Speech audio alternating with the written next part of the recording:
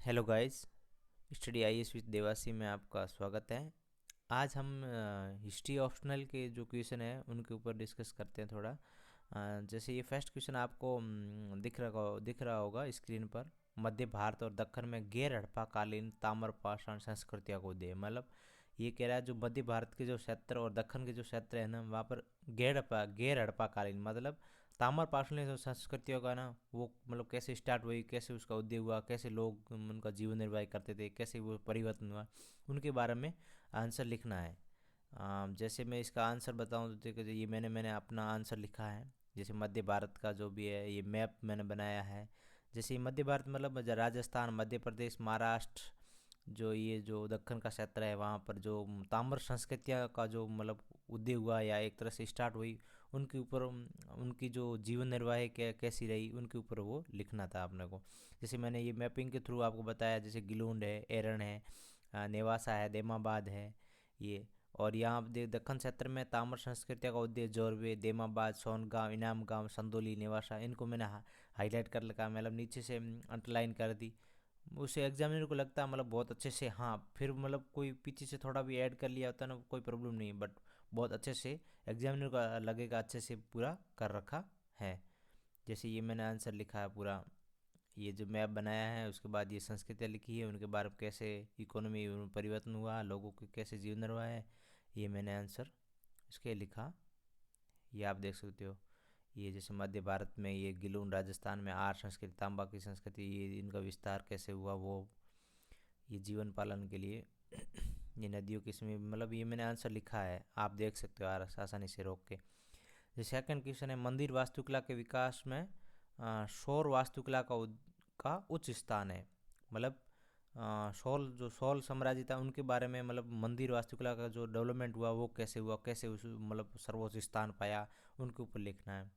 जैसे south India में आपको पता ही होगा ये जो द्रविड़ शैली है, तो स्टार्ट से मैंने दक्षिण भारत की मंदिर स्थापत्य की द्रविड़ शैली अपनाई। उसके बाद मैंने जो लिखा मंदिर वास्तुकला दक्षिण भारत सोलहवीं शैली को मतलब एक बहुत हाई लेवल पर पहुंचा दिया था।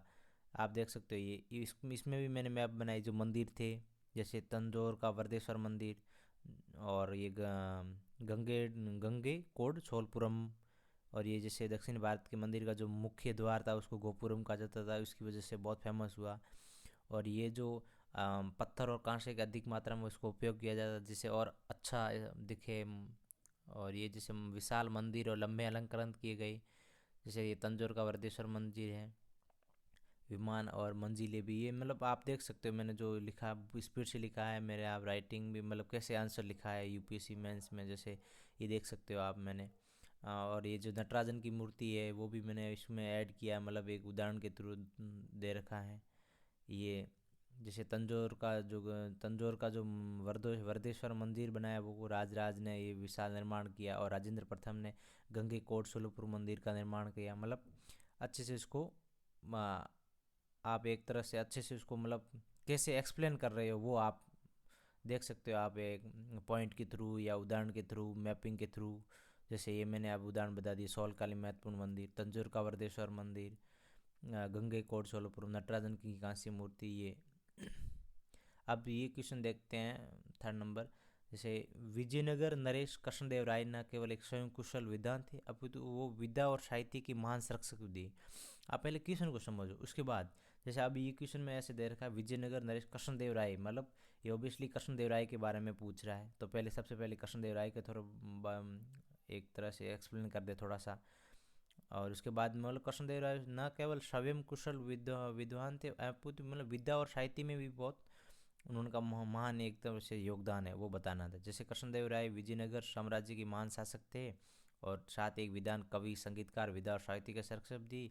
और उसका फिर टाइम पीरियड बता दिया 1509 से 1529 तक। ये तुलु वंश के शासक थे। फिर उनके बारे में वो ये जैसे अभी ये जैसे मैंने बता रखा है, जैसे कृष्णदेव राय तेलुगु, संस्कृत, कन्नड़, तमिल भाषाओं के विधाता थे।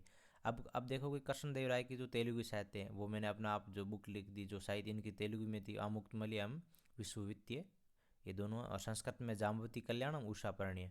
जाम्बवती कल्याण ये नाटक है, ये बहुत इंपॉर्टेंट प्री के लिए भी बुक इंपॉर्टेंट है, आप ये इसको मतलब याद रखना है। और जैसे मैंने ये अब मैंने दोनों लिख दी तेलुगु साहित्य में, और संस्कृत साहित्य भी। ये क्वेश्चन में भी ऐसे लिख रखा है, क्या बता रहा है, विद्या और साहित्य में इनका क्या योगदान था। जैसे मैंने ये अलग अलग से लिख दिए। और उसके बाद तेलुगु साहित्य उस टाइम में बहुत मतलब एक गोल्डन युग जाता था, कृष्णदेव के टाइम में जाना जाता था।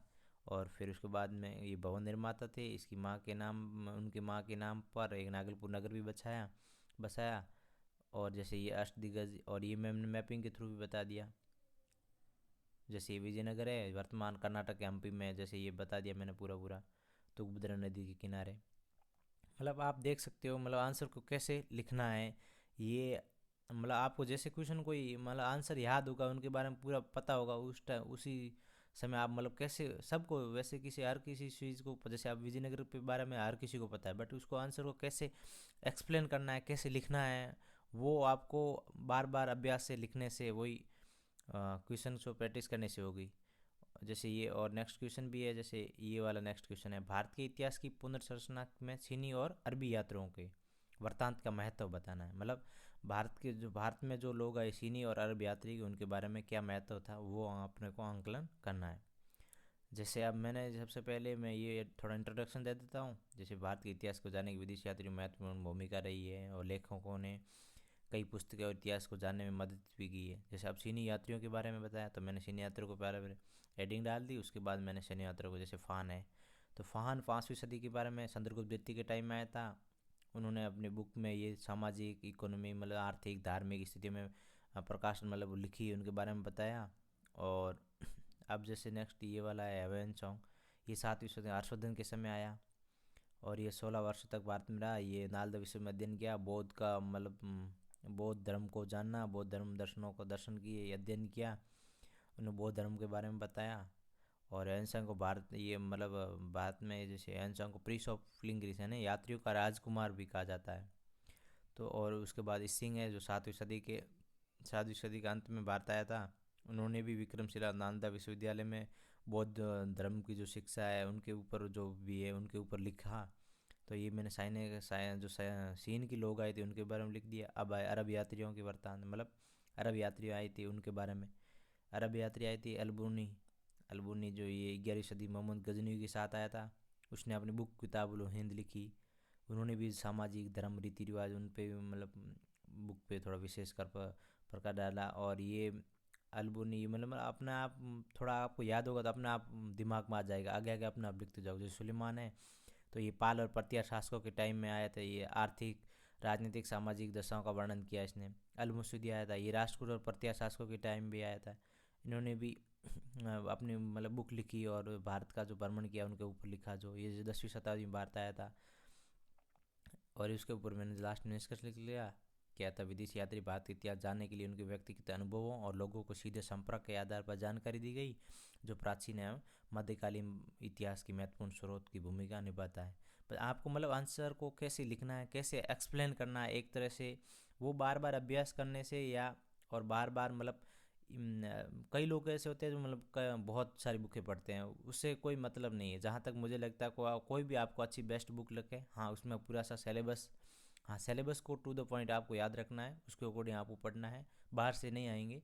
हाँ ठीक है, आप उस क्वेश्चन को मतलब क्वेश्चन कई तरह से आ सकते हैं, बट उस क्वेश्चन को एक्सप्लेन करना है, वो आपके ऊपर है। वो बार बार अभ्यास करने से आपको आंसर मिलेगा।